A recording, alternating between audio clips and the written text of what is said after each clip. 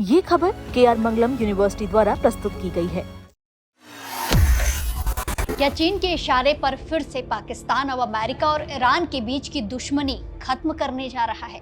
आखिर क्यों यमन के हुती विद्रोहियों की एक घोषणा ने पाकिस्तान के प्रधानमंत्री और सेना प्रमुख की नींद उड़ा दी है?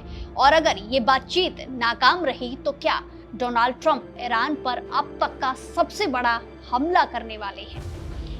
अंतर्राष्ट्रीय राजनीति में एक ऐसा नया मोड़ आया है जिसने भारत के पड़ोसी देश पाकिस्तान को बहुत ही पेचीदा स्थिति में लाकर खड़ा कर दिया है। जरा सोचिए, जो पाकिस्तान खुद कंगाली और कर्ज के बोझ तले दबा हुआ है, वो पाकिस्तान कुछ समय से दुनिया की दो बड़ी ताकतों अमेरिका और ईरान के बीच बिचौलिया बनने की पूरी कोशिश कर रहा है। लेकिन सवाल ये उठता है, क्या ये पाकिस्तान का खुद का कदम है, अपनी मर्जी से उठा रहा है, या फिर इसके पीछे बीजिंग या फिर चीन का भारी दबाव है?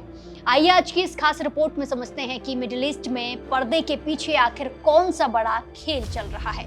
दरअसल इस्लामाबाद से आ रही खबरों के मुताबिक पाकिस्तान अब अमेरिका और ईरान के बीच रुकी हुई बातचीत को दोबारा से शुरू करवाने की कोशिशों में जुट गया है। लेकिन आपको ये बता दें कि ये कोई साधारण कूटनीतिक कदम नहीं है।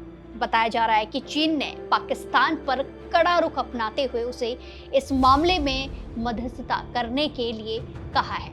इस पूरी हलचल का अंदाजा आप इसी बात से लगा सकते हैं कि पिछले 10 दिनों के भीतर ईरान के गृह मंत्री इस्कंदर मोमेनी 2 बार इस्लामाबाद पहुंचे हैं। इस्कंदर मोमेनी को ईरान के ताकतवर रिवॉल्यूशनरी गार्ड का बेहद करीबी माना जाता है। उन्होंने इस्लामाबाद में पाकिस्तान की सरकार के बड़े नेताओं और army chief general Asim Munir से बंद कमरे में मुलाकात की। तो दूसरी तरफ पाकिस्तान के विदेश मंत्री इशाक डार ने भी हाल ही में अपने चीन दौरे के दौरान वहां के अधिकारियों के साथ इस मुद्दे पर काफी देर तक बातचीत की थी।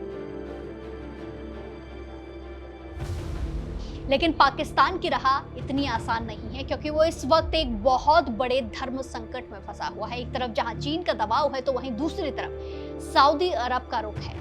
हुआ ये है कि यमन के ईरान समर्थित हुती विद्रोहियों ने सऊदी अरब के खिलाफ समुद्री नाकेबंदी का ऐलान कर दिया है। सऊदी अरब पाकिस्तान का सबसे पुराना और सबसे बड़ा मददगार रहा है, जिसने कई बार पाकिस्तान को आर्थिक संकट से उभारा है।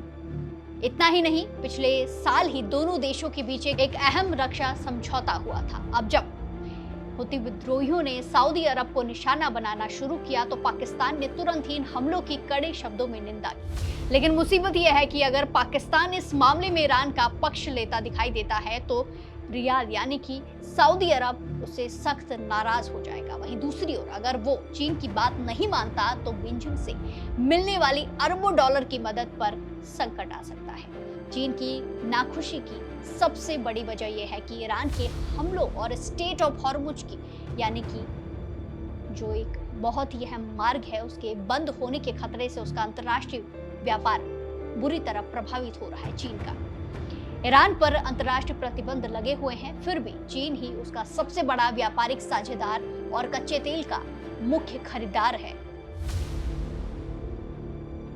अब इस पूरे घटनाक्रम में अमेरिका के राष्ट्रपति डोनाल्ड ट्रंप का रुख इस आग में घी डालने का काम कर रहा है। ट्रंप ने हाल ही में साफ लहजे में चेतावनी दी है कि उन्हें नहीं लगता कि चीन या रूस इस झगड़े में सीधे तौर पर शामिल है, लेकिन अगर उन्होंने ईरान का साथ देने की कोशिश की तो ये उनके लिए बहुत बुरा साबित हो सकता है। डोनाल्ड ट्रंप का दावा है कि चीनी राष्ट्रपति शी जिनपिंग और रूसी राष्ट्रपति व्लादिमीर पुतिन ने उनसे वादा किया था कि वो ईरान को हथियार नहीं देंगे। लेकिन साथ ही डोनाल्ड ट्रंप ने ये भी संकेत दिए हैं कि ईरान किसी समझौते के लिए तैयार नहीं दिख रहा है। इसलिए अमेरिका उस पर अब तक के सबसे भीषण सैन्य हमलों की तैयारी कर रहा है।